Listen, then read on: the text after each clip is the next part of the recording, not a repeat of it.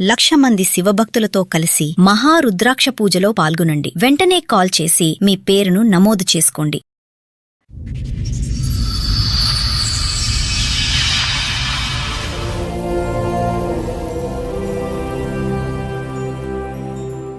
మా ఆయన 10 ఏళ్ల కిందటనే చనిపోయాడు. వాళ్ళని చదివించి చేసి అన్ని చేసి జబ్బులు వచ్చాయి. వాళ్ళ పెళ్ళిళ్ళు వెనక నన్ను పట్టించుకోవడం మానేశారు.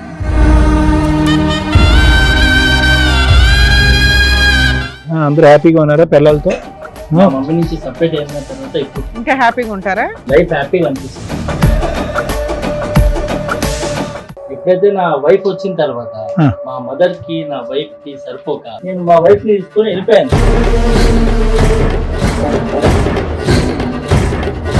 నాకు అన్నిట్లో తక్కువ చేసింది. నేను ఎందుకని మా అమ్మతో ఉండాలి?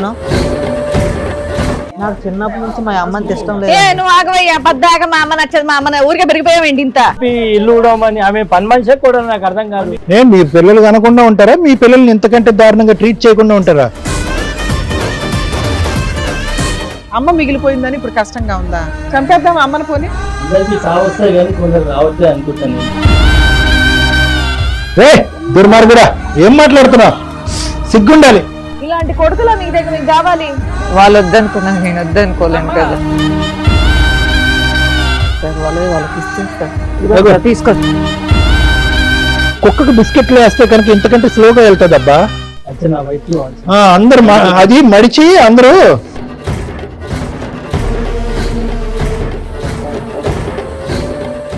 మగ పిల్లలు అయి ఉండి మీకు అమ్మ వాల్యూ తెలియలేదండి. చాలా అసహ్యంగా, చాలా బాధగా ఉంది. తల్లిరా, ఎన్ని కోట్లు ఇచ్చిన తల్లి ప్రేమ తీసుకురాలేరురా. నమస్తే, సుమన్ టీవీ సమర్పిస్తున్న పద్మవ్యూహం కార్యక్రమానికి స్వాగతం. మరి ఈ కార్యక్రమంలో మనతో పాటు ఉన్నారు ప్రముఖ హైకోర్టు అడ్వకేట్ రమ్యాకుల గారు. నమస్తే మేడం. నమస్తే.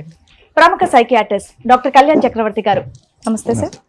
సార్, మేడం సుజాత గారు ఆవిడ సమస్య చెప్పుకోవడానికి ఇక్కడి వరకు వచ్చారు. ఆవిడ సమస్య ఏంటో అడిగి తెలుసుకుందాం. నమస్తే అమ్మా. నమస్తే. కూర్చోండి. ఎక్కడి నుంచి వస్తున్నారు?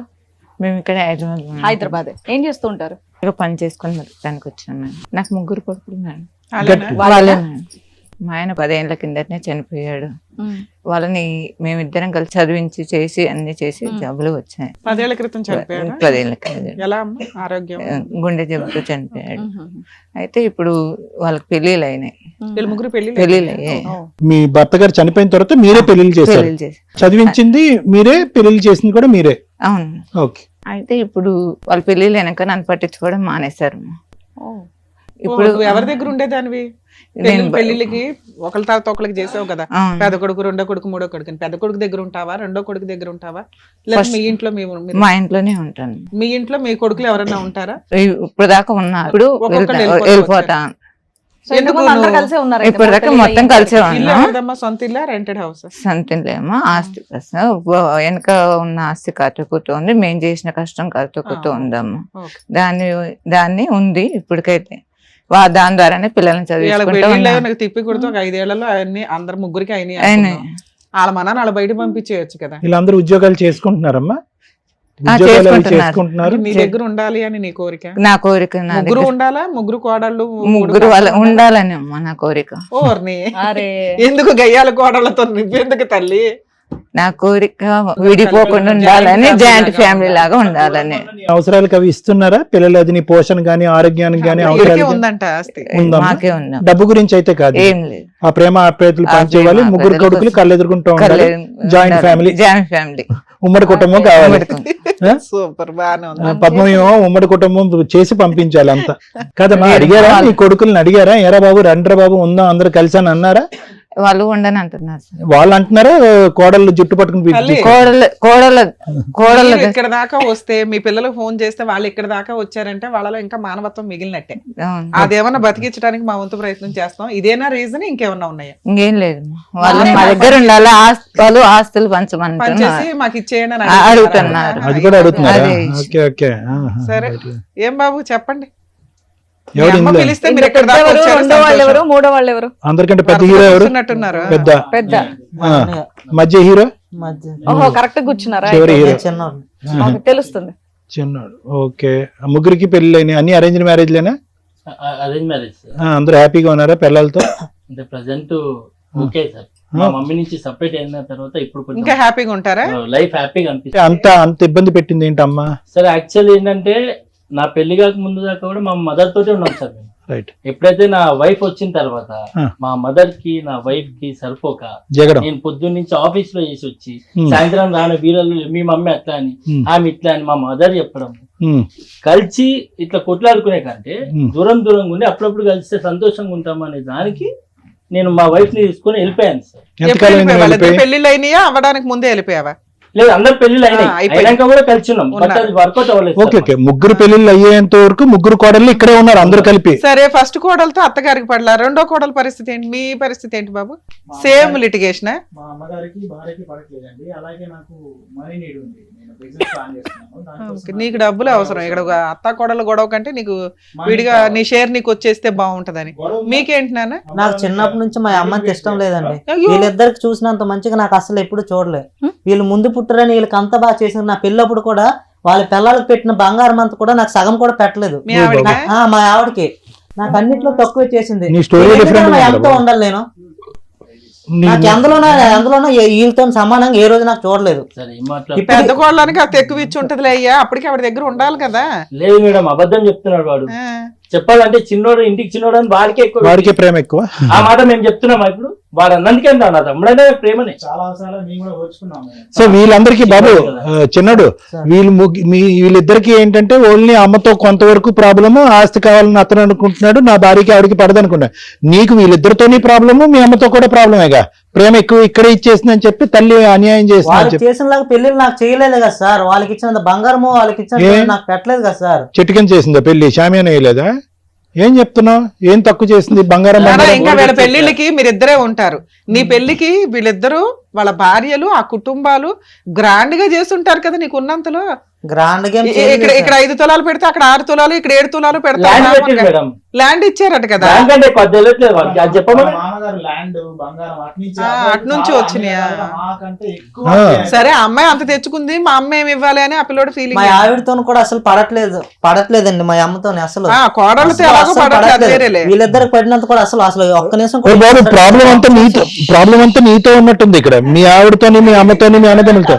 నీకు ప్రపంచంలో ఎవరంటేనే కూడా పడట్లేదు. అందరి చేతుల్లో నువ్వు అన్యాయం అయిపోయినట్టు మాట్లాడుతున్నావు. ఇప్పటి వరకు వచ్చిన కేసులన్నీ వేరు, ఈ ఎపిసోడ్ వచ్చినటువంటి. సరే తమ్ముళ్ళు, ఒక్కొక్కరికి ఒక్కో రీజన్ తో ఏ కారణం అని నువ్వేమొచ్చి మీ ఆవిడతో పట్టలేదు, నువ్వేమొచ్చి డబ్బులు కావాలి, అతనికి ఏమొచ్చి ప్రపంచమే వ్యతిరేకత, ఆ ప్రపంచంలో వ్యతిరేక ప్రపంచంలో వాళ్ళ అమ్మగారు. మరి ఇప్పుడు ఏం చేద్దాం? అమ్మని ఏం చేద్దాం? ఇప్పుడు అమ్మని ఏం చేద్దాం? పిచ్చి ప్రశ్నలో లేదు ఇది. మిమ్మల్ని కనీ స్థాయి వరకు పెంచినటువంటి తల్లిని ఏం చేద్దాం? మీరు కూడా సెపరేట్ వెళ్ళిపోయారా?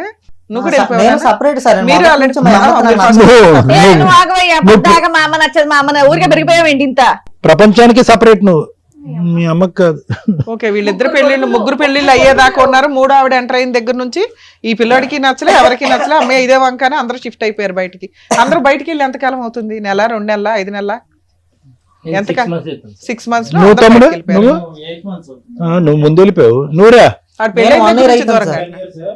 నీ ఫేస్ 1 year నుంచి పెళ్ళైన దగ్గర నుంచి బయట ఉన్నాడు. బాగా సుఖపడుతున్నారా ముగ్గురు కలిసి? మీ అమ్మ బాధ ఎవరికైనా అర్థం అవుతుందో? ఒక్కసారైనా ఫోన్ చేశారా బయటకు వెళ్ళిన తర్వాత? అమ్మ తింటున్నావా? నీ నిద్ర ఎలా ఉంది? నీ ఆరోగ్యం ఎలా ఉంది? కన్న ప్రేమ, పెంచిన ప్రేమ అంతే ఆవిరైపోయిందా మీ ముగ్గురికి? ఆవిడ ఏం అడుక్కుంటుంది? సార్ నాకు డబ్బు అక్కర్లేదు, ఆస్తి అక్కర్లేదు, ప్రేమగా పలకరిస్తే చాలు, ముగ్గురు కొడుకులు నాకు కళ్ళు ఎదురుకుంటా చాలు అని చెప్పి. మీరు 100 మైళ్ళు దూరంలో ఉన్నారు కదా తల్లికి. బయట నుంచే టార్చర్ చేసుకుని తినేసేటట్టున్నారు. ఆవిడ ఇంకా ఏం అడుగుతుంది అనుకున్నారు? పలానా షోకి వెళ్తుంది అంటే అక్కడ ఏం అడుగుతుంది వాళ్ళ దగ్గర అని ఏమనుకున్నారు మీరు? మా అమ్మ అంటే నాకు చాలా ఇష్టం. కష్టపడి దేవుడు ప్రతి చోట ఉండలేక నాన్న పెడతారు. అమ్మ చేయాల్సిన బాధ్యతలు చేసింది, గౌరవంగా మీ పెళ్లిళ్ళు చేసింది. ఇప్పుడు ఇక్కడికి వచ్చి మీ అమ్మ ఏం అడుగుతుందో తెలుసా? నా కొడుకులు నా దగ్గర ఉండాలండి అంట. ప్రేమ అడుగుతుంది అంతే. అది ఏమన్నా తప్పుడు మాట? నాకు అది అర్థం కాల. మీ తమ్ముడికి అయితే తప్పుడు మాటే. మరి మీ ఇద్దరి సంగతి ఏంటో చెప్పండి. మా ఇద్దరి వాస్తవానికి వస్తే మా అమ్మ మాతోనే ఉండాలి, కానీ మేము ఇద్దరం ఒక దగ్గర ఉండలేని పరిస్థితి. ఓకే, మీ పిల్లలు కనకుండా ఉంటారా? మీ పిల్లల్ని ఇంతకంటే దారుణంగా ట్రీట్ చేయకుండా ఉంటారా? మీ తండ్రి చనిపోయి 10 years అప్పటి నుంచి ఆవిడే చదివిస్తూ ఇప్పటి వరకు ఈ స్థాయి వరకు పెంచి పెద్ద చేసి పెళ్లిళ్ళు చేస్తే కనుక మీ అమ్మగారికి ఇచ్చే రిటర్న్ గిఫ్ట్ ఇదా మీ ముగ్గురు? 6 నెలల నుంచి ఆవిడ ఒంటరిగా బతుకుతుంది. ఉందా పోయిందా, ఏమన్నా జబ్బులు చేసినా ఏమన్నా మీకు గుర్తుందా కనీసం? మీ అమ్మ గురించి మీరు చూసుకోవాలా మేము చూసుకోవాలా? టూ మచ్ ఉందయ్యా. పిల్లల్ని నాకు ఇవ్వండి అని 30 ఏళ్ళు 40 ఏళ్ళు ఉన్న పిల్లలది వచ్చి ఆవిడ అడుగుతుంది. తన వైఫ్ ని కూడా బాగా టార్చర్ పెట్టింది. ఏం టార్చర్ పెట్టింది? లేపేది మేడం. ఏంటి తప్పు మీ ఇంట్లో 4:30 లేకరా? ఆమె పని మనిషే కూడా నాకు అర్థం కాదు. నిన్ను లేపమనాలి, నిన్ను లేపమని చెప్పి ఓడమనాలి. మీ ఇంట్లో నాన్న 7-8 మంది ఉన్నప్పుడు అత్తగారు కోడళ్ళు కలిపి పిల్లలకి వచ్చేసిందండి కష్టం. చక్కగా పెళ్లి చేసుకుంటే ఇంట్లో పనులు చేసుకుంటే ఎంత అందంగా ఉంటది. అది కదా మీ ఆవిడ తల్లిరా. చాల్సింది. అమ్మ ఇప్పుడు దాకా కష్టపడింది, ఇప్పుడు నుంచి మన వంతు మనందరం కలిపి చేసుకుంటే ఒక యూనిటీ. మీ దగ్గర 100 కోట్లు ఉన్నా లేకపోయినా మీరందరూ ఒక యూనిటీగా ఉన్నది దానికంటే డబల్ పవర్. తల్లిరా, ఎన్ని కోట్లు ఇచ్చినా తల్లి ప్రేమ తీసుకురాలేరా?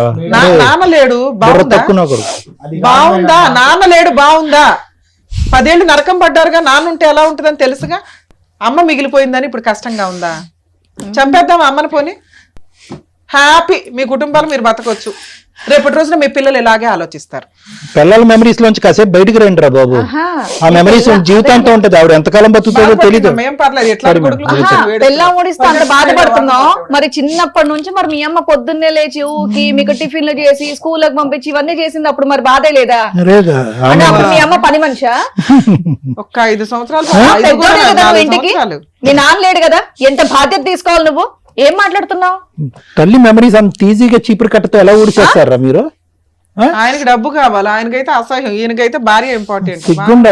ఎక్స్ప్రెషన్ మార్చే బాబు, చిరాకు ఉంది నన్ను అప్పటి నుంచి చూస్తుంటే. తలుపు అడ్డం గుప్తనే ఉన్నావు. ఏమైనా ప్రాబ్లం ఉందా? నెక్ ప్రాబ్లం ఏమైనా ఉందా? లేదా? చిన్నోడికి ఏంటమ్మా, చిన్నప్పటి నుంచి బ్రెయిన్ ఎదగలేదు. అడిగి ఎదిగిందా?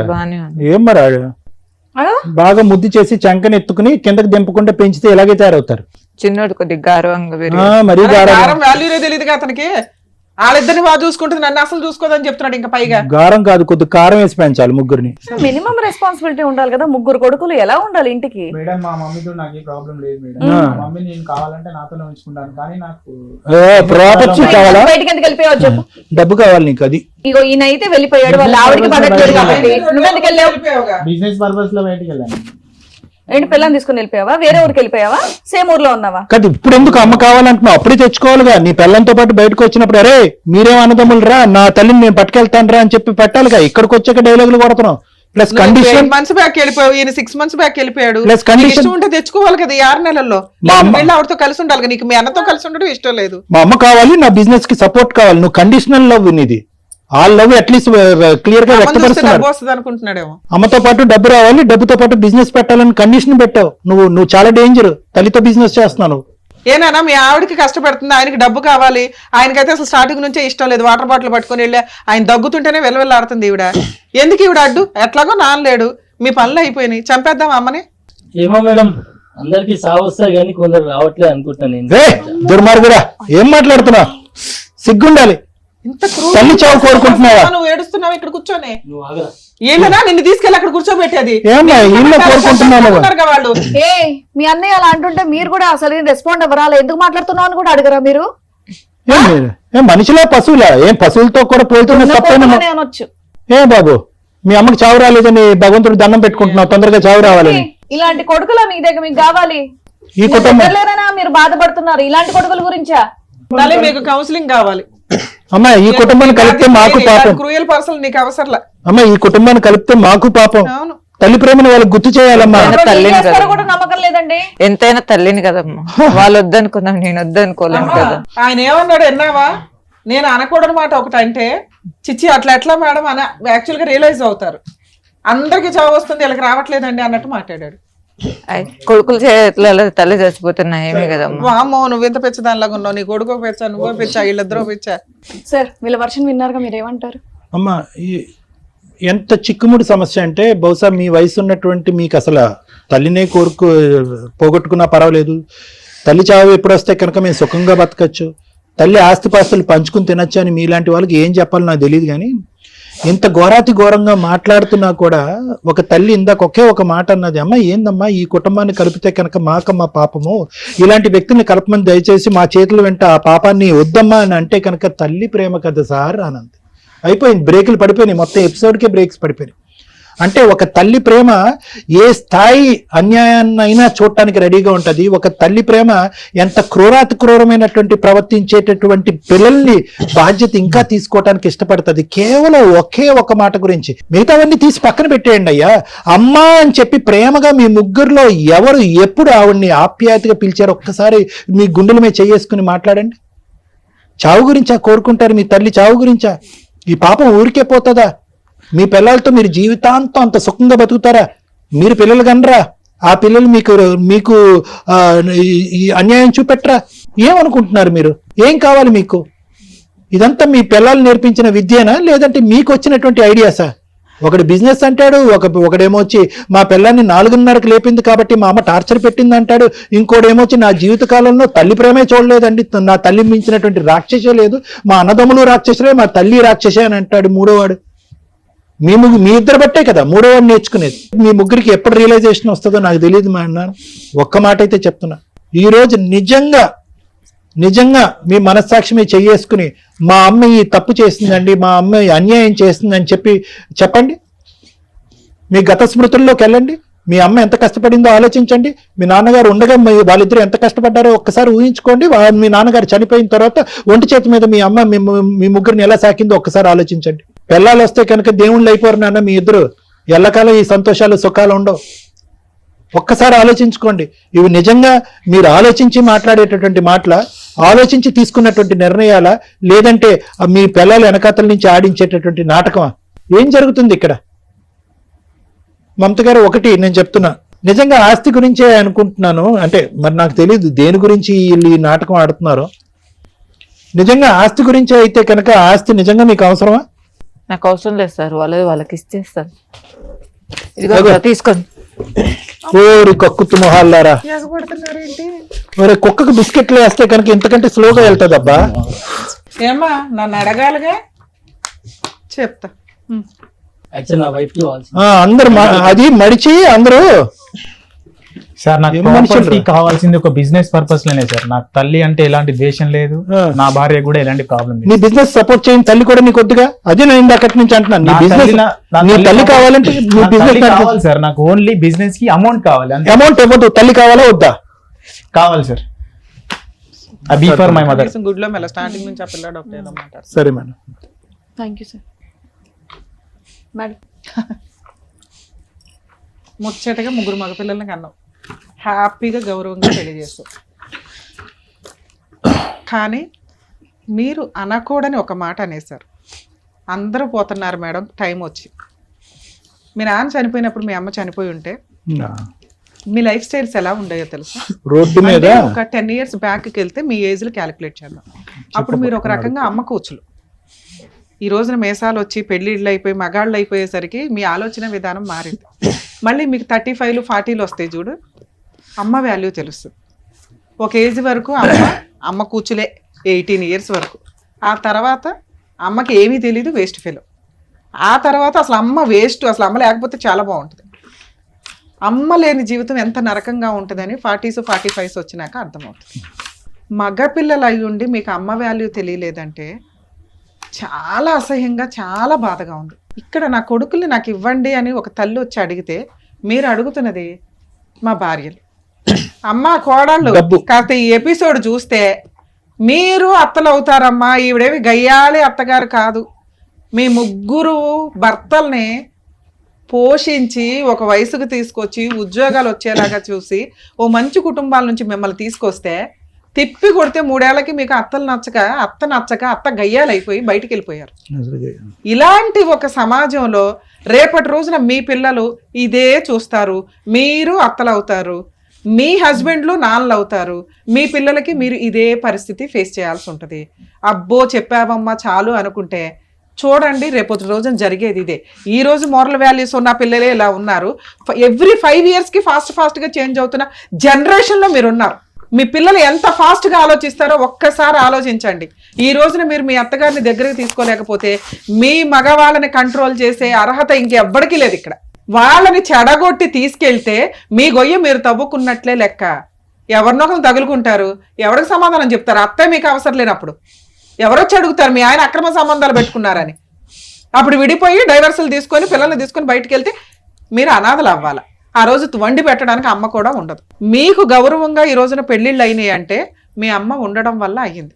కనీసం ఆ విశ్వాసం లేకుండా గౌరవంగా అన్నీ చేసుకొని ఆవిడ వెళ్తే ఆ పిల్లాడేమో మాకు ఈక్వల్గా ఇవ్వలేదు, ఈయనేమో ఆస్తుంటే బాగుండు, కనీసం ఏదో గుడ్లో మెల్లయ్యా అమ్మ అంటే ఇష్టం అని మాట్లాడుతున్నావు, వదినతోటి అన్నతోటి పడలేదండి బయటికి వెళ్ళాను అన్నావు. కనీసం అప్పుడు 6 నెలల నుంచి అన్న బయటికి వెళ్ళిపోతే అమ్మ ఎలా ఉంది అని మీరు వెళ్ళి మాట్లాడుకోవాలి. మీరేమీ కష్టపడి సంపాదించింది లేదు. వాళ్ళ ఆయన ఆవిడ కూడబెట్టిన ఆస్తికి కుక్కలు పడినట్టు పడ్డారు చూసారా. ఏమి అర్హత ఉంది మీకు? వాళ్ళ భర్త సంపాదించిన ఆస్తి ఆయన ఆల్రెడీ వీలునామా రాసి ఆవిడ పేరు మీద రాశాడు. ఆవిడ విసిరేస్తే తీసుకోవడానికి మీకు సరిపోద్ది అనుకుంటున్నారా? మీకు సేల్ రిజిస్ట్రేషన్ చేసినా క్యాన్సిల్ చేసుకునే రైట్స్ ఆవిడకున్నాయి. అందులో చిల్లి గవ్వ కూడా మీకు రాదు. పేపర్స్ నోరు మూసుకొని ఆవిడకి ఇవ్వండి. నిజమైనటువంటి ప్రేమ అయితే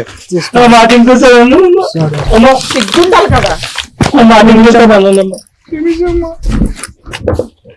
మాతోటే ఉందమ్మా, అమ్మ నువ్వు మాతోటే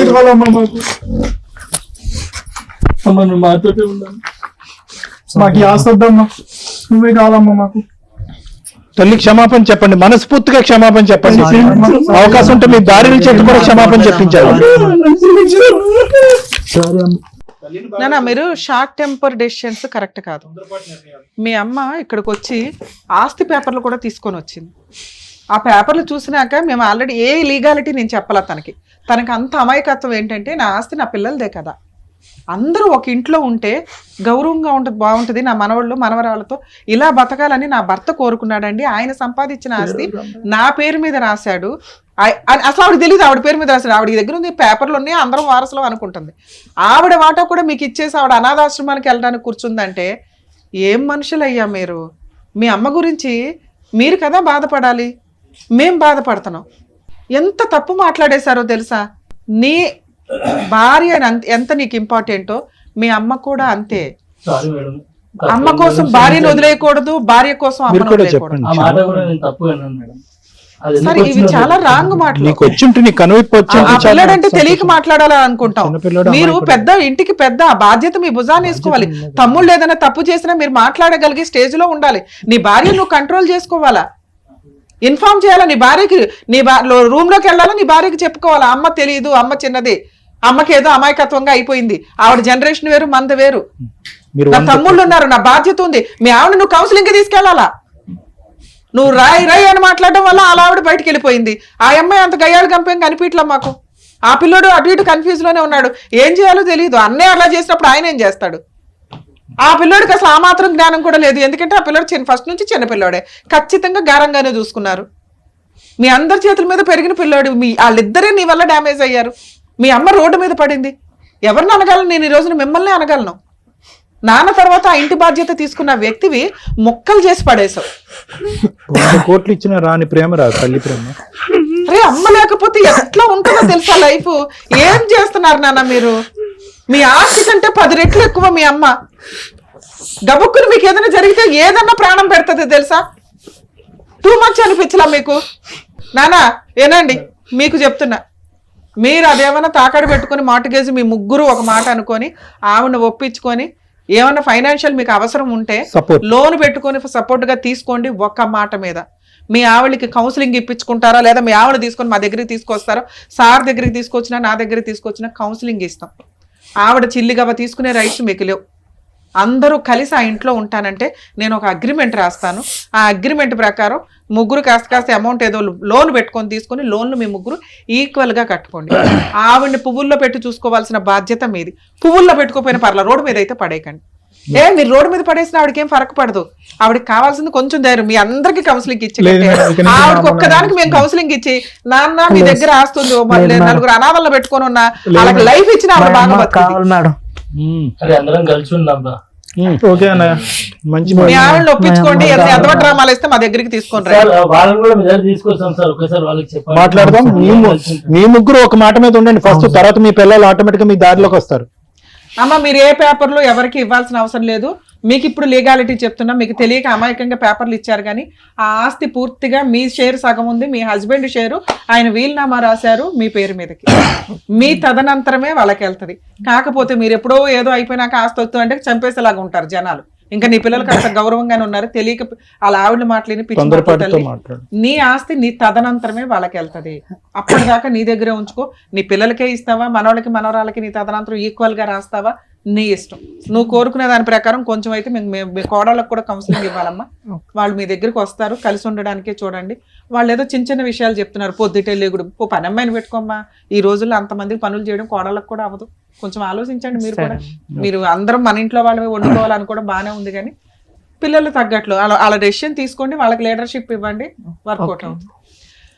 చాలా మందికి చెప్తున్నానండి తల్లిదండ్రులకి, మీరు ఆస్తులు ఇవ్వాలి అనుకుంటే మీరు ఒక 1/4 షేర్ మీరు ఉంచుకొని మిగతా ఆస్తులు పిల్లలకి పంచండి. ఈ రోజున రెండో అబ్బాయి మాట్లాడిన మాట నిజం. ఎందుకంటే వాళ్ళు బయటకు పైకి వెళ్ళాలి అంటే వాళ్ళకి ఫైనాన్షియల్ సపోర్ట్ కావాలి. అంతా మా కష్టార్జితం మేము ఉంచుకుంటామంటే పిల్లలు విలన్లా తయారవుతారు. 2, మిమ్మల్ని మీరు పోషించుకోవడానికి మీరు ఉంచుకోకపోతే ఈ రోజు ఈవిడ రోడ్డు మీద పడేస్తే అయినా వాళ్ళ భర్త రాసిచ్చింది సేఫ్ సైడ్ లో ఉంది. రిజిస్టర్డ్ వీల్నామా చాలా అవసరం. మీ తదనంతరం మీ ఆస్తులు ఎలా చెందాలి అనేది మీరు ఖచ్చితంగా రాయాలండి. రాకపోతే కుక్కలు చింపిన ఇస్తర్లాగా వీళ్ళకి వీళ్ళే తన్నుకుంటారు. ఏ కొడుకు ఏ ఆస్తి ఎలా ఇవ్వాలి, ఏ కూతురికి ఎలా ఇవ్వాలని రాసి పెట్టండి. మీ తదనంతరమే, ఇప్పుడు ఎవడో లాక్కోవడానికి ఉండదు. దయచేసి ఇవి మీరు ఫాలో అవ్వకపోతే పిల్లల్ని మీరు ఎంత పెంచి ఎంత చదివించినా కూడా వాళ్ళని సమాజంలో మీరు విలన్స్గా చూపించిన వాళ్ళు అవుతారు.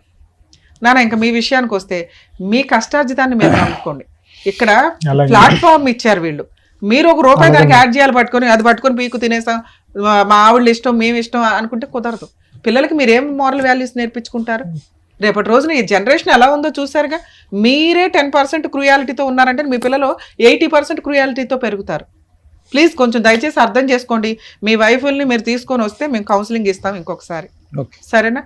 కొంచెం ఒక 1 వీక్ 10 days లో మంచి రోజులు చూసుకొని అమ్మతో జాయిన్ అవ్వండి నాన్న. కరెక్ట్ కాదు. Thank you madam, all the best. అందరు కలిసి వెళ్ళండి, అందరు కలిసి వెళ్ళండి. అమ్మని తీసుకుని వెళ్ళండి, అమ్మ చేయి పట్టుకుని వెళ్ళండి.